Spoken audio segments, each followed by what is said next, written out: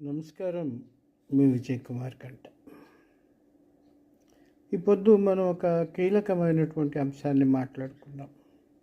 తరచూ మనకి మనలో చాలామంది నుంచి వచ్చే మాట, వాడు లేదా ఆమె అన్న మాటలు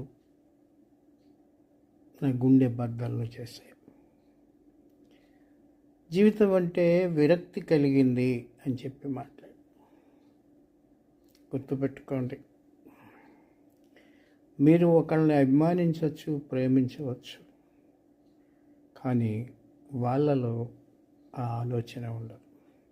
మీరు జీవితంలో అత్యున్నతమైనటువంటి స్థానాన్ని వాళ్ళకి ఇచ్చి ఉండొచ్చు, కానీ వాళ్ళు జీవన స్రవంతిలో మనల్ని తాకి ఎగిరిపోయే గడ్డిపోచల్లాగానే మిమ్మల్ని చూస్తారు. ఈ సత్యాన్ని గ్రహించినప్పుడు, ఈ వాస్తవాన్ని అన్వేషించినప్పుడు మీకు అర్థమయ్యేది ఏంటంటే, ఎవరి మీద ఆధారపడవద్దు, నీకు నువ్వే ఆధారపడు.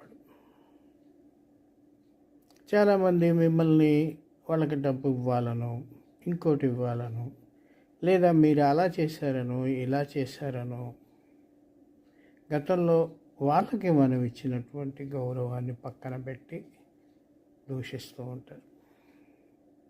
అటువంటి వారిని చూసి జాలిపడండి. ఎందుకంటే ప్రేమించిన మనస్సుతోటే ద్వేషించే పరిస్థితి. అసలు ఆ పరిస్థితికి మనం ఎందుకు కారణమయ్యామనేది కూడా ఆలోచన చేసుకోవాలి. మనతో కలిసిమెలిసి ఉన్నవాళ్ళు మరలా మనం తిరిగి నిలబడటానికి అవకాశం ఇవ్వాల్సిన అవసరం ఉంది. అది లేకోకుండా విచిత్రంగా ప్రవర్తిస్తారు. కానీ వాళ్ళ మీద ద్వేషం పెంచుకోకండి.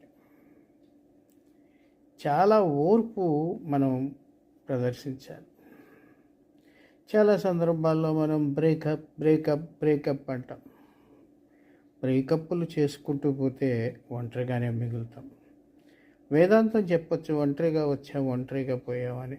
కొన్ని సందర్భాల్లో మనసు పంచుకోవటానికి మిత్రులు అవసరం సుమా. మనసులో ఉన్నది వెళ్ళగక్కినప్పుడే హృదయానికి ఉపశమనం.